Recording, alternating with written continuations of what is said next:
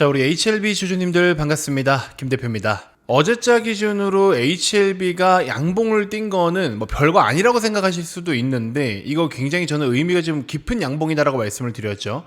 일단은 1차적으로는 4만원이라는 가격을 이탈하지 않는 선에서 그래도 지지를 좀 해주려고 하는 이 모습 자체가 첫 번째로는 중요한 거고요. 그 다음에 이제 두 번째로 중요한 거는 HLB는 여러분들 아시다시피 굉장히 독립적인 종목인데 외부적인 영향을 어느 정도 반영하고 있다라는 거. 근데 외부적인 영향을 반영한다라는 게 사실 지금 현재 시점에서는 굉장히 이거만큼 좋은 호재는 없거든요. 왜냐? 외부적인 상황이 지금 너무 좋아지고 있으니까. 그래서 최근에 제약바이오 종목군들의 움직임이 전반적으로 굉장히 좋았었잖아요. 그쵸? 그래서 어쩌면 현재 시점에서는 이것부터가 일단 기본 베이스로 호재라면 호재일 수가 있고 단기적인 모멘텀이 되려면 될 수는 있다라는 거. 그래서 뒤에도 설명을 드리겠지만 주식을 투자할 때는 HLB라는 기업, 이 기업의 개별적인 이슈에도 우리가 주목을 해야 되지만 외부적인 것들에 대해서도 주목을 반드시 해야 된다. 그래서 외부 환경이 주식 투자를 하기에 적합한지 혹은 부정적인지를 체크를 같이 해야 되는 거고 원래 그렇게 다 분석을 하고 전략을 세워야 되는 거거든요. 근데 이제 지금 현재 시점에서는 외부적인 상황은 너무 좋다. 그냥 좋은 게 아니에요.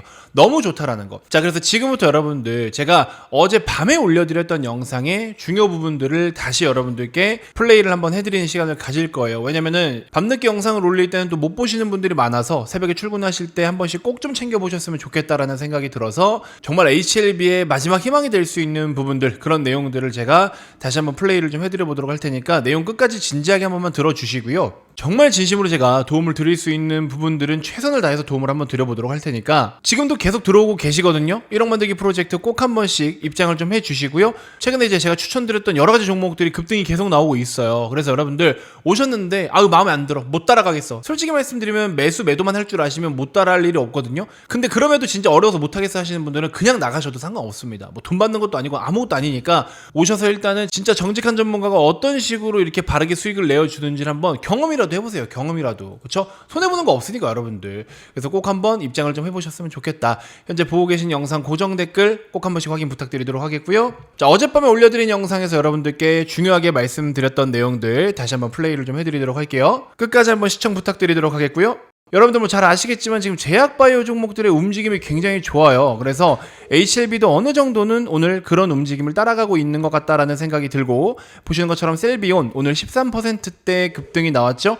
그리고 한올바이오 파마 이런 종목들도 바닥권에서 안정적으로 배팅할 수 있는 종목이라서 지금도 괜찮아요. 그래서 한올바이오 파마 같이 언급을 좀 드렸었고 올릭스도 보시는 것처럼 직전 고점 박스권 돌파를 앞두고 있는 상황이다.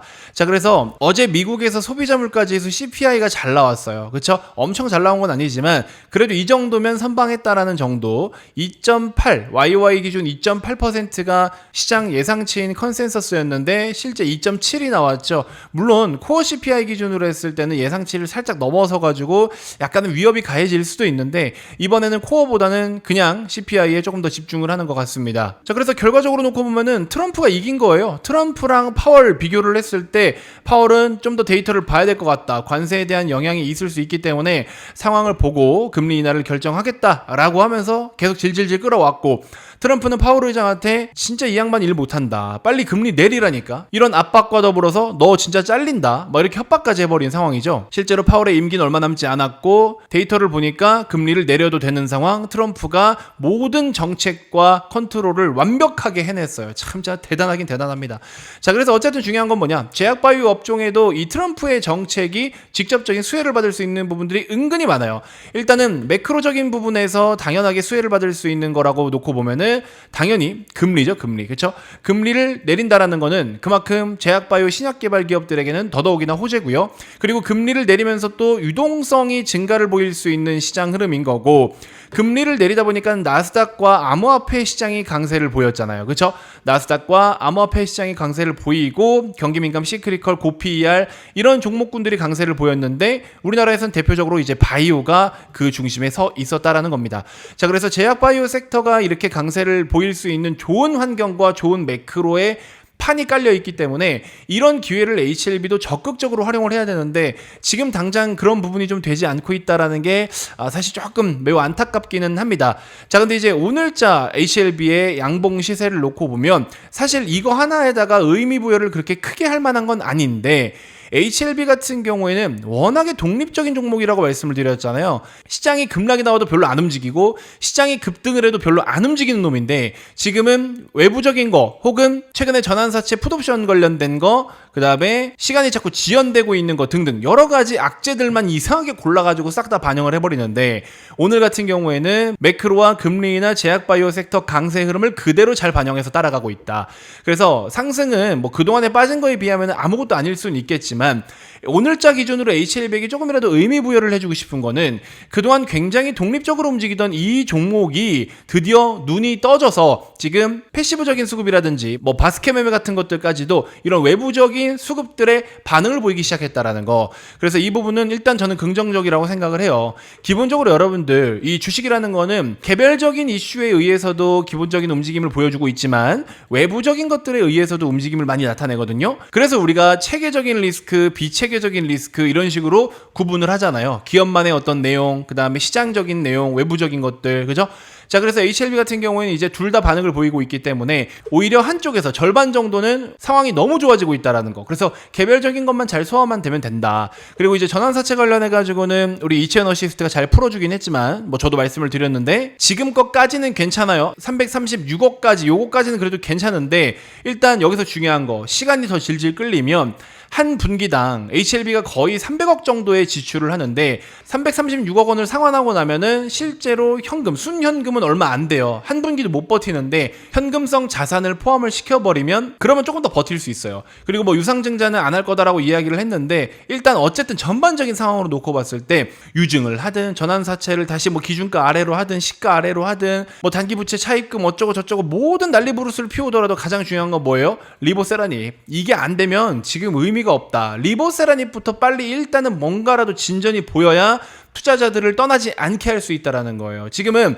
주가적인 측면에서도 투자자들을 떠나게 하는 거고 전환사채 풋옵션 행사 같은 거 이것도 사실 따지고 보면은 채권자를 떠나게 하는 거잖아요. 그래서 투자자도 떠나 채권자도 떠나 이렇게 다 떠나버리면은 회사가 존속하기 어려운 거죠. 어쩔 수 없는 거예요. 여러분들이 신용대출 한 2억 정도 받았어요. 근데 현금으로 2억이 없어. 근데 갑자기 이거 돈 다 갚으래. 어떻게 할 거야? 잘못하면 신용불량자 되는 거예요. 그러니까 그런 상황이다라고 생각하시면 될 것 같습니다. 아시겠죠?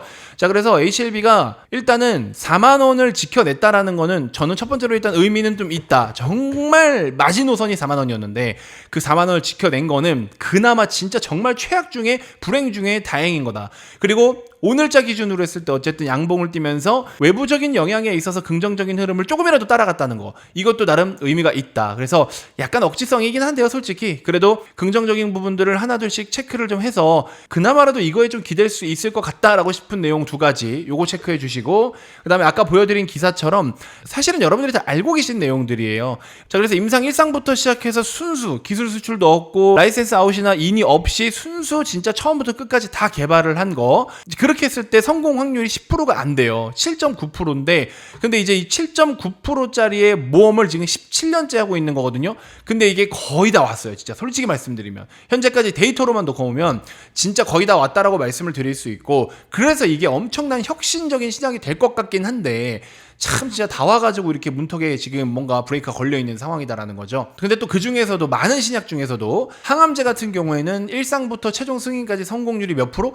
5%다라는 겁니다. 100개의 기업이 도전을 하면요 5개밖에 살아남지 못한다라는 겁니다. 그래서 임상 3상까지 통과를 다 해도 FDA가 보완 요구를 하면 다시 심사 과정을 거쳐야 된다. 지금 HLB가 그렇게 과정을 거치고 있죠. 근데 임상에 대한 CRL이 아니라 제조 공정 관련된 거기 때문에 충분히 해결이 다 가능하다라고 말씀을 드렸죠. 뭐 알고 계신 부분들입니다. 자, 그래서 어쨌든 지금 신약 개발은 초기 단계부터 막대한 자금이 필요하기 때문에 성공 가능성도 낮고 투자 유치도 쉽지 않아요. 왜냐면 5% 이자를 준다 해도 할까 말까인데 5% 확률에다가 지금 배팅을 해야 되는 거기 때문에 사실 투자하는 게 쉽지는 않죠. 그리고 이제 신약 개발이 완전히 끝나기 전까지는 돈을 못 벌어요. HLB도 지금 돈을 못 벌잖아요. 그래서 이런 것들이 사실 굉장히 어려운 부분인 건데 HLB가 어쨌든 최종적으로 임상 성공 물론 하겠지만요. 지금 현재 시점에서 마무리가 된다라고 하더라도 정말 대단한 일을 해낸 건 맞습니다. 끈기 있게 정말 엄청난 일을 해낸 거는 맞고요. 물론 승인할 가능성이 너무 높지만 그리고 이제 FDA 승인 후에 미국 미국과 유럽, 아시아 등 글로벌 시장에서 간암 1차 치료제로 자리를 잡는다면 수조 원대 매출이 가능할 것으로 보인다. 더불어 매출이 수조 원대인데 여러분들 영업이익도 조 단위로 보고 있죠. 마진율이 최소 80% 이상을 보고 있는데 이제 약값과 중간에 또 로비 비용 이런 걸 어떻게 측정할지는 모르겠어요. 트럼프가 리스크가 워낙에 크니까 그런 거에 따라서 조금 전후로 변동성이 있을 수는 있는데 어쨌든 마진율이 상당히 높다. 왜? 제조 원가가 낮기 때문에 그래요. 그리고 고가의 약품입니다. 그래서 매출과 마진이 생각보다 괜찮다. 그래서 이런 부분들이 일단은 발목을 잡히고 있다라는 거고 뭐 아무래도 이 내용도 여러분들 다 체크해 보셨겠지만 FDA 중간 평가에서 문제 없음을 판정을 받았었고 유럽 종양학회 에스모에서도 리보세라닙이 FDA를 통과하지도 않은 신약이 간세 포함 1차 치료제로 가이드라인에 등재가 됐다는 거 에스모 쪽에 이거는 엄청나게 이례적인 일입니다 사실은. 그래서 이러한 호재들이 여전히 있다라는 거고 지금은 제조 공정 관련해가지고 데이터를 더 달라고 했고 데이터를 더 확인해야 된다라고 하면서 FDA 측에서는 시간을 질질 끌고 있는데 저는 개인적으로 솔직히 그래요. 지금 CMC 공정 관련된 걸로 데이터를 더 보자 좀만 보자 한 번 더 내놔봐라 이렇게 시간을 끄는 건 이건 대놓고 진짜 시간 끌기예요. 근데 시간을 끌면 끌수록 사실 HLB가 경쟁력이 그만큼 약해지기 때문에 그거 자체가 리스크라고 말씀을 드렸죠.